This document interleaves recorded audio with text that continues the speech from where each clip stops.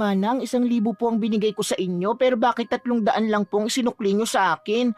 Halagang 200 lamang naman po ang binili kong isda. Anong 1,000 ka dyan? Hoy babae, 500 lang ang inabot mo sa akin, kaya tama lang ang binigay ko. Hindi ako maaaring magkamali, Manang. 1,000 talaga ang pera ko. Ibigay nyo na lang ang kulang para makaalis na ako. Wala akong ibibigay sa'yo. Umalis ka na kung ayaw mo ipabarangay pa kita. Wisit naman loloko to. Ang daya mo, Manang. Hindi kayo yayaman sa panloloko nyo. Sige, sa inyo na yung pera ko, pero kakarmahin kayo. Tinaasan lamang ng kilay ni Rose ang babaeng customer niya at pag-alis nito sa kanyang tindahan, sa kanya muling tiningnan ang perang binayad nito sa kanya. Alam niyang nagsasabi ito ng totoo, ngunit intensyon niya talagang manloko. Matagal na siyang tindera ng isda sa palengke, at ang kanyang pandaraya sa mga mamimili ay kanya na talagang gawain noon pa man. Pagkatapos naman ito magtinda, nagpasya na itong umuwi. Habang naglalakad siya patungo sa kanilang bahay, nabangga ito ng isang batang madungis at binulyawan niya ito. Ano ba yan? Buwisit na bata ito. Nakakadiri. Naku, pasensya ka na. Hindi naman sinasadya ng apo ko na mabangga ka. Bakit kasi pagala-gala kayo sa labas? Naamoy tuloy ng ibang taong mabaho niyong amoy. Ang isdang tinitinda mo kapag nasira, mabaho rin naman, di ba? Kaya bakit ka nagre-reklamo sa amoy namin? Abat piloso po ka, matanda ka ha. Umalis nga kay sa harapan ko, mga pulubi! Tinignan na lamang ng masama ni Lola Marta si Rose at hindi na lamang ito binigyang pansin. Pangangalakal kasi ang hanap buhay ng maglola, kaya naman pagala-gala lang ang mga ito. Maagang namatay ang mga magulang ng kanyang apo at siya na lamang ang nag-aalaga rito. Lola, kanina pa po tayo naglalakad. Nagugutom na ako. Apo, konting tiis na lang at makakapagbenta na rin tayo ng mga kalakal natin. Huwag ka mag-alala. Bukas na bukas bibili ako ng paborito mong isda. Talaga po, Lola? Gusto ko na po ulit matikman yung paborito kong ulam. Oo, Apo. Kaya tulungan mo na ako na itulak itong kariton natin. Hirap man ang buhay nila Lola Marta, masaya pa rin itong namumuhay. Dahil kontento na sila na makakain ng 3 beses sa isang araw. Nang gabing yun, sinikap nila ng kanyang apo na makakuha ng maraming kalakal sa daan. Pinalad naman sila na kumita ng malaki at makakabili na rin sila sa wakas ng isda. Kinabukasan, nagtungo sila sa palengke at naghanap ng murang bilihin.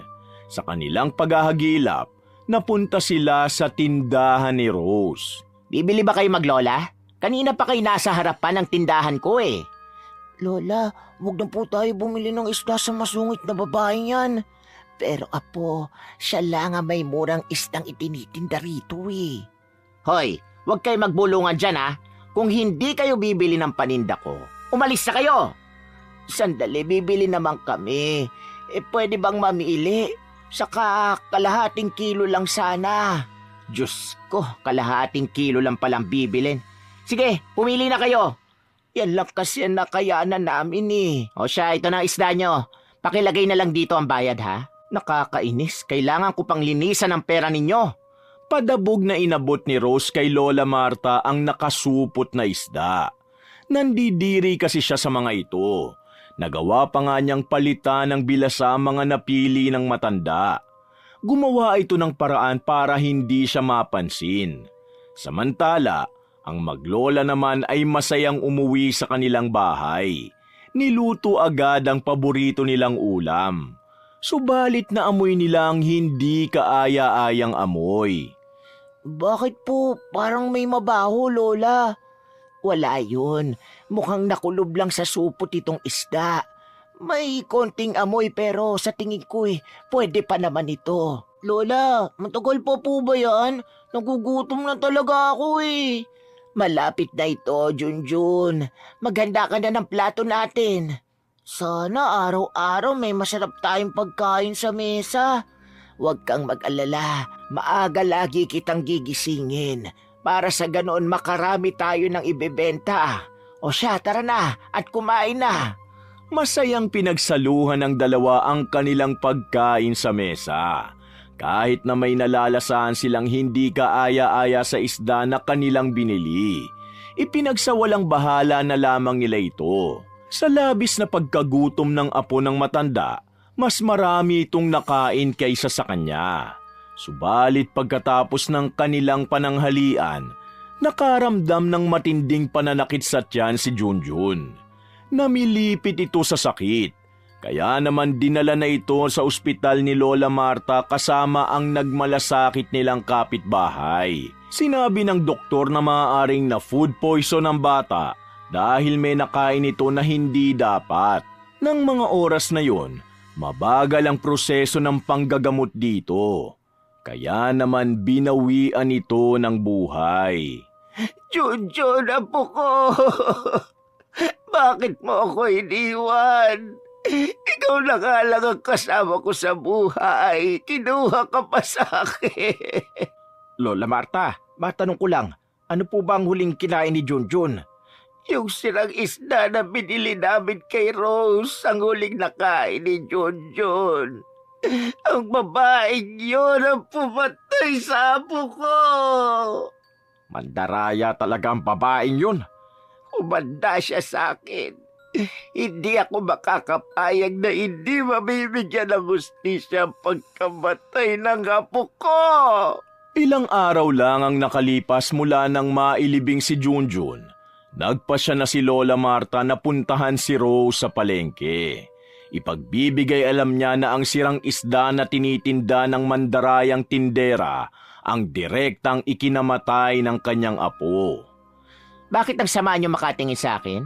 Bibili ba kayo o hindi? Ikaw ang pumatay sa apo ko. Ano bang sinasabi ng matandang to? Hoy Lola, nababaliw na ho ba kayo? Dahil sa sirang isda na ibinebenta mo, namatay ang apo ko. Mandaraya ka! Anong sirang isda ang sinasabi nyo? Lahat ng tinitinda ko rito sariwa. Isang malaking kasinungalingan. Umamig ka na. Pinaghirapan namin ang apo ko ang perang binili namin sa paninda mo. Tapos bibigyan mo kami ng hindi na pwedeng makain. Umalis ka na sa tindahan ko, ha?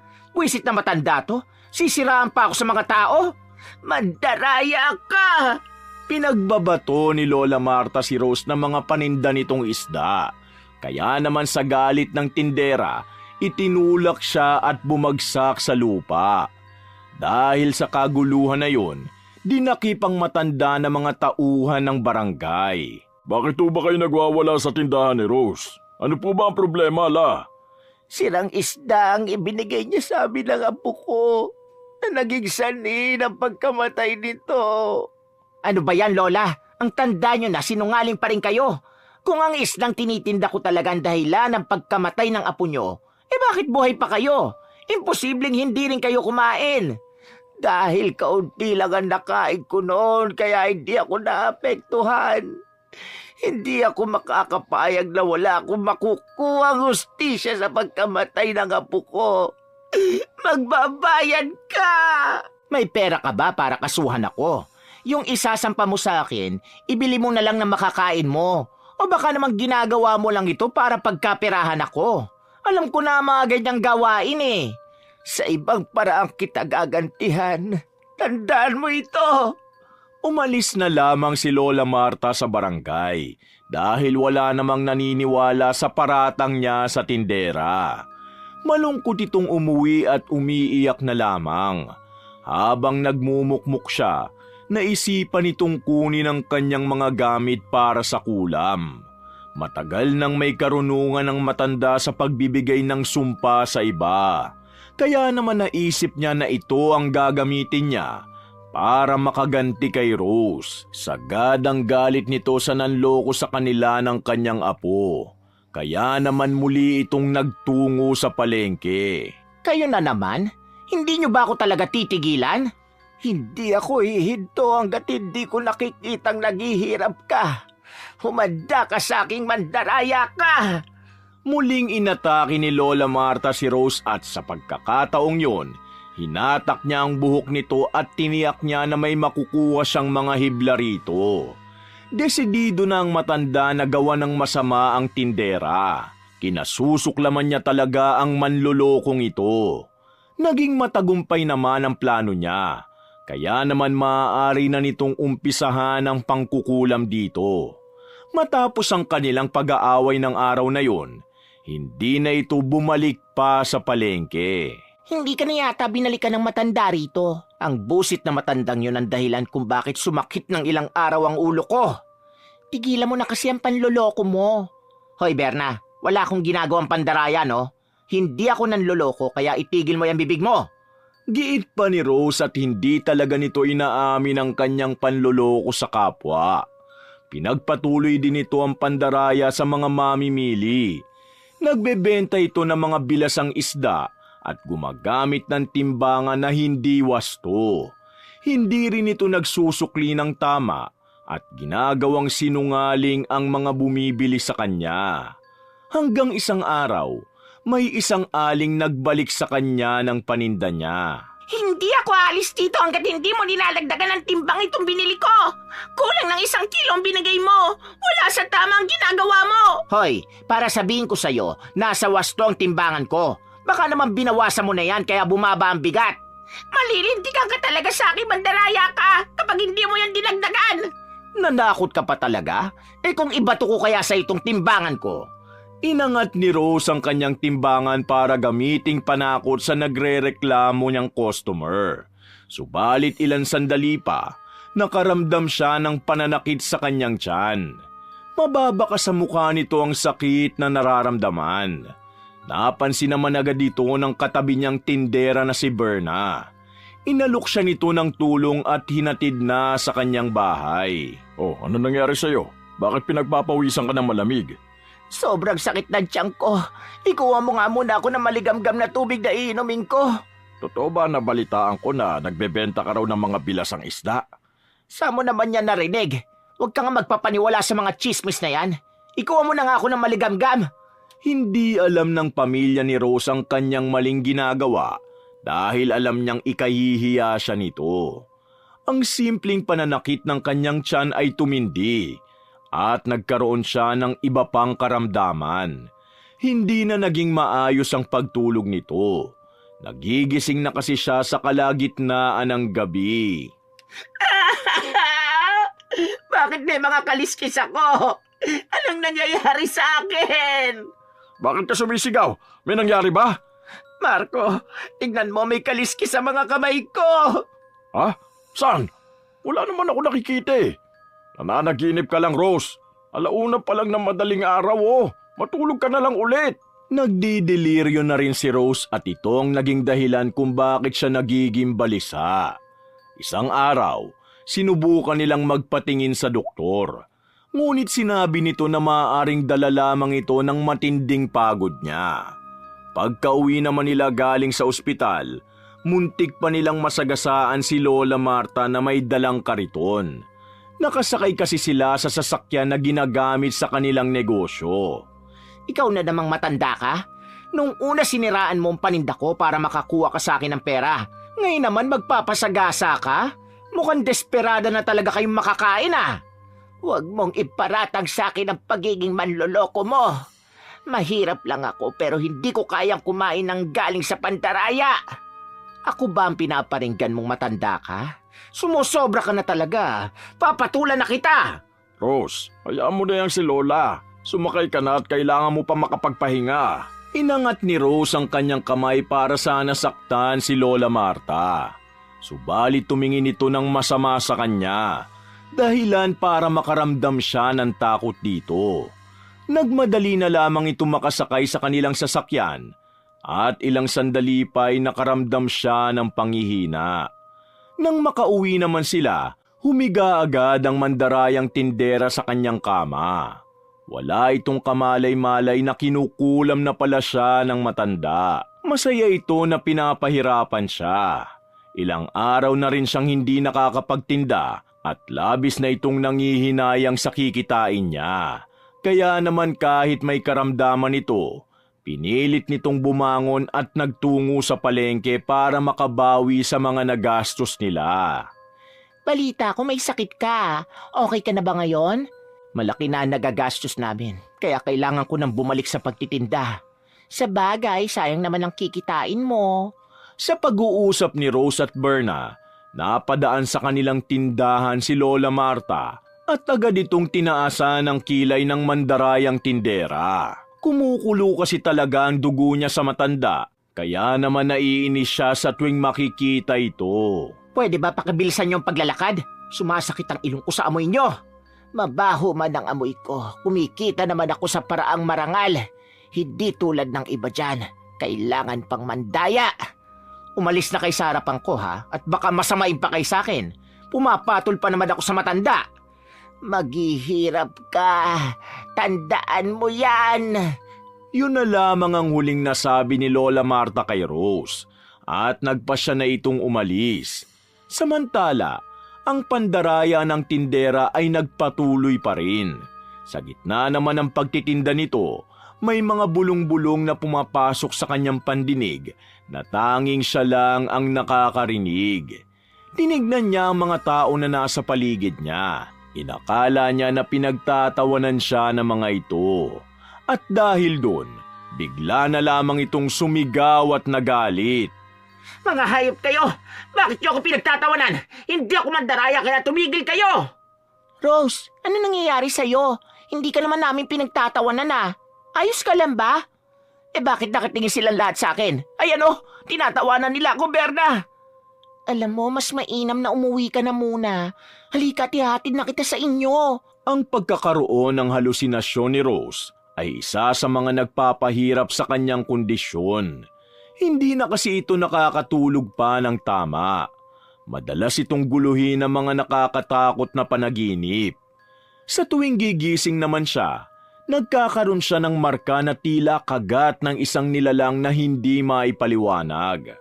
Nag-alala na rin ang kanyang asawa sa mga nangyayari sa kanya. Sa kabila naman ng kanyang dinadalang karamdaman, nananatili pa rin ang kagaspangan ng ugali nito.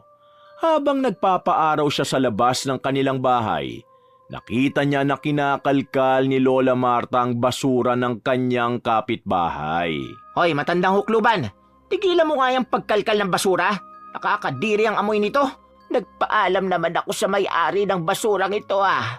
Kung nababahuan ka, pumasok ka na lang sa loob ng bahay mo. Busit ka talagang matanda ka. Sinasagad mo talaga ang galit ko.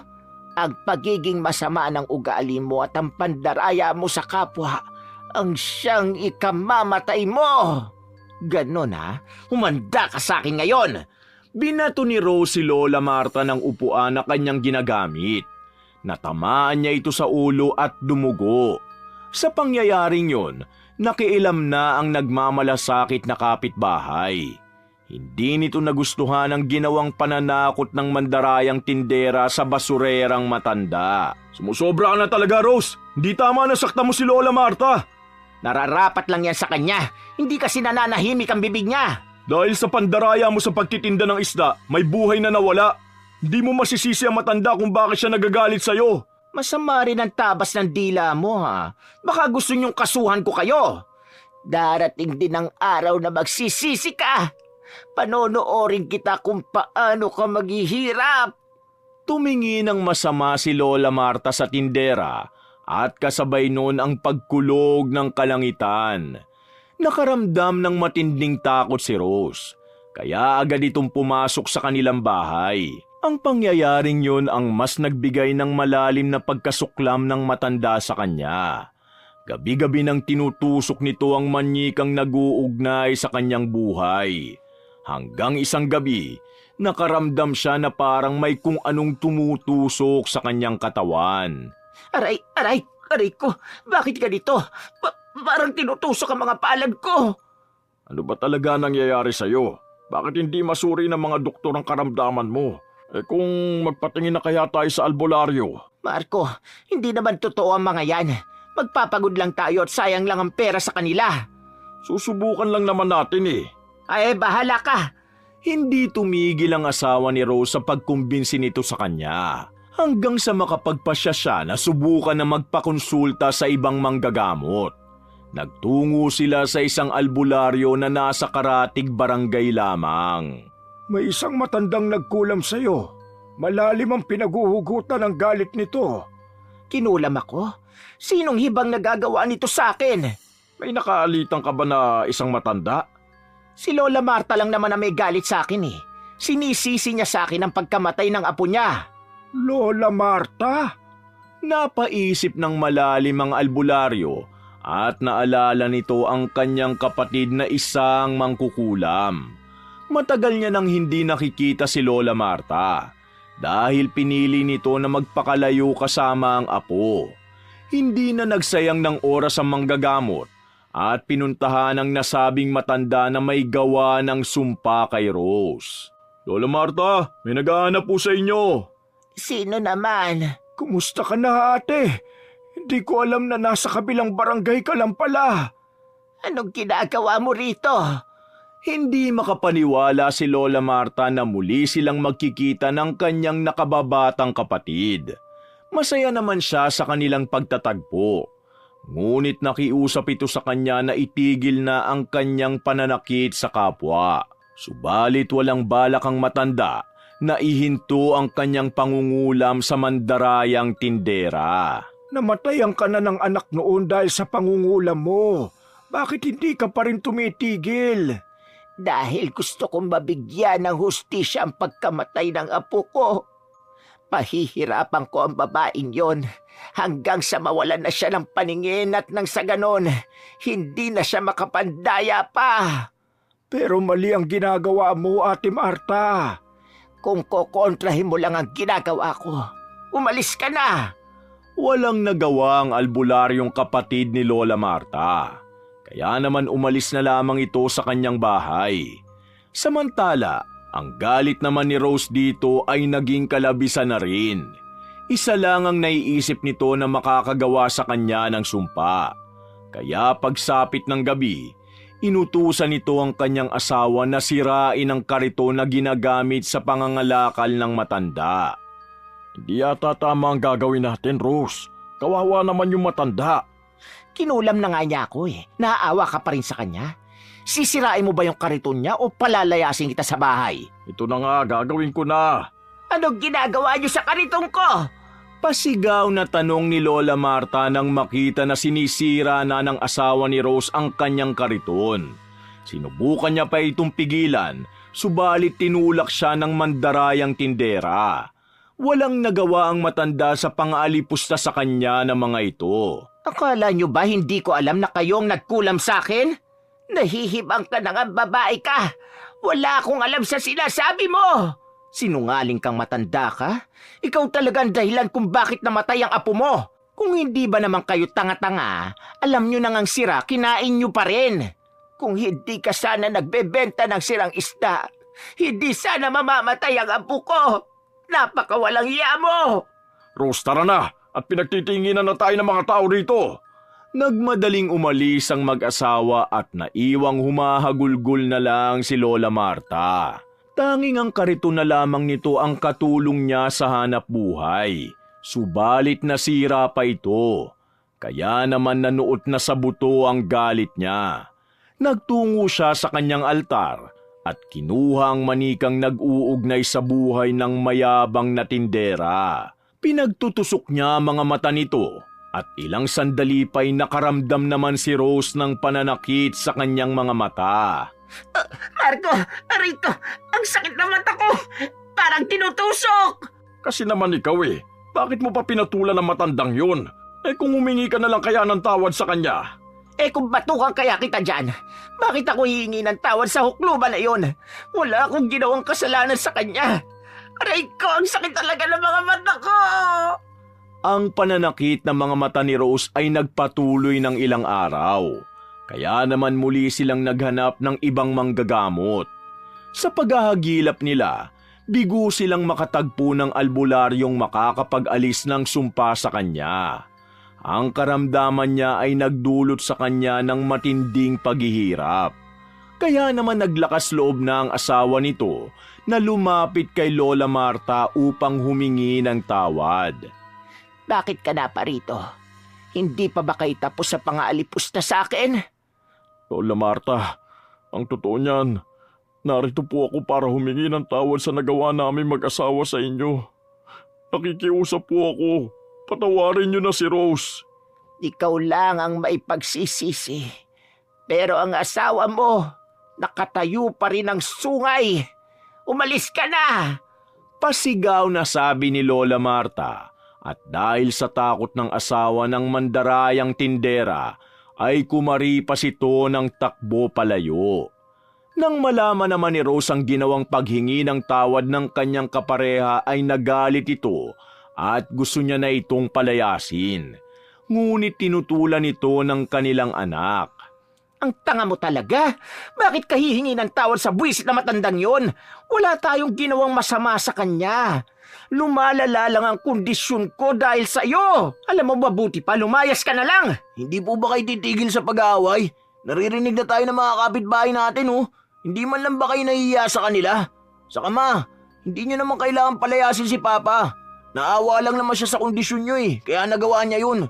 Kung hindi sana kayo naging mandaraya, hindi nyo yan sasapitin. Hindi nakapagsalita si Rose sa sinabi ng kanyang anak. Dahil doon niya napagtanto ang kanyang maling nagawa. Nag-iisip ito ngunit hindi niya alam kung ano ang gagawin. Unti-unti nang nawala ang lahat sa kanila. Naibenta na kasi nila ang kanilang sasakyan na ginagamit nila sa negosyo. Labis na nalugmok ang kanilang pamumuhay dahil sa kanyang karamdaman na kailangan nilang pagkagastusan. Isang araw, nagtungo ito sa kanyang tindahan sa palengke para makausap ang taong bibili ng kanyang pwesto. Sigurado ka na ba sa desisyon mo, Rose? Sayang naman ang pwesto mo rito sa palengke. Kinakapos na kasi kami ngayon, Berna. Naubos na rin ang ipo namin sa pagpapagamot sa sakit ko. Totoo ba mga usap-usapan?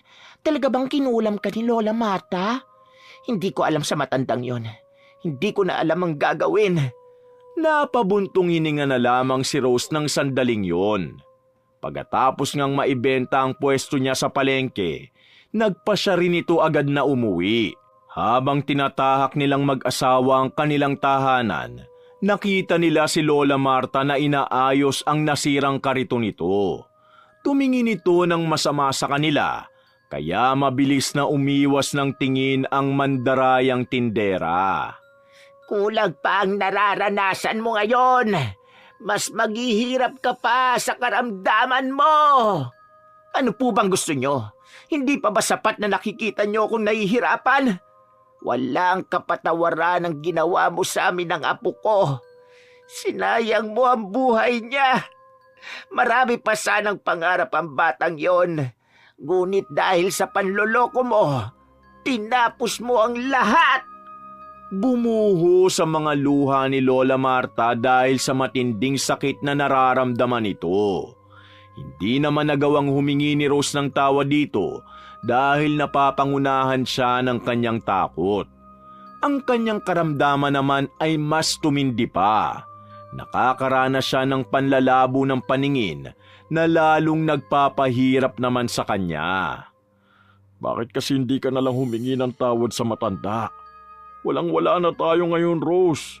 Hindi ko na kinakaya ang mga gastusin dito. Paano ko hihingi ng tawad sa matandang yon? Kinasusuklaman niya ang buong pagkatao ko. Mukhang hindi niya rin tatanggapin ang pagpapakumbaba ko. Eh bakit hindi mo kasi subukan muna? Sasamahan kita na humingi ng tawad sa kanya. Tumigil ka na nga. Bahala na kung mamatay ako sa karamdaman kong ito. Makasarili ka kasi. Hindi mo naiisip ang mga anak natin. Papagod na ako sa pag-aalaga sa'yo. Kapag hindi mo nilunok yung pride mo, magkanya-kanya na lang tayo. Sige, iwan mo na ako. Palamunin lang naman kita ng ilang taon. Ang pagsasama nilang mag-asawa ay nagkaroon na ng matinding hidwaan. Hanggang isang araw, gumising na lang si Rose na wala na si Marco. Tuluyan na siyang iniwan ng kanyang asawa. Labis na napanghinaan na ng loob ang mandarayang tindera dahil wala nang nagtitiis sa nakakasukanyang pag-uugali. Nagpatuloy ang gamutan nito sa kanyang karamdaman, kaya naman mas kinakailangan niya ng malaking pera. Nagawa na rin itong ibenta ang kanilang bakuran. Pansamantala rin na tumigil sa pag-aaral ang kanyang panganay na anak para makatulong sa mga gastusin nila. Sa matinding pagbagsak ng kanilang pamumuhay, naisipan na nitong humingi ng tawad kay Lola Marta. Umalis ka sa pamamahay ko!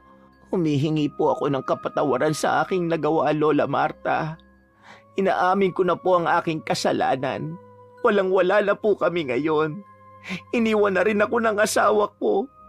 Nakikiusap ako. Alisin niyo na ang sumpa sa akin. Huli na para patawarin ka. Wala akong kinalaman sa sumpa na sinasabi mo. Hindi pa ba sapat ang paghihirap ko? Gusto niyo rin po ba na bawian ako ng buhay? Hindi ba kayo naaawa sa mga anak ko? Paano na lang sila kapag nawala ako? Bakit? Naawa ka ba sa apo ko? Inisip mo ba mga pangarap niya? Walang salitang makakaalis ng sakit na nararamdaman ko. Hindi makatarungan ang ginawa mo sa amin. Umalis ka na! Humihingi na ako ng tawad, ganyan pa kayo. Saan ba dapat ako lulugar? Nakakapikong ka ng matanda ka. Dahil sa ginawa mo na wala rin ang lahat sa akin.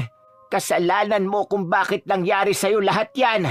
Kapag hindi ka pa umalis, itatapon ko sa itong mga basurang pinulot ko. Dahil sa takot ni Rose, nagmadali itong umalis na may dalang matinding takot sa matanda. Pagbalik nito sa kanyang bahay, nakita niya na nilalabas na ng ilang mga kalalakihan ang kanilang mga gamit. Sandali! Saan nyo dadali ng mga yan? Nakailang notice na po ang bangko sa inyo. Wala kayong pagtugon. Kukunin na po namin ang mga gamit nyo.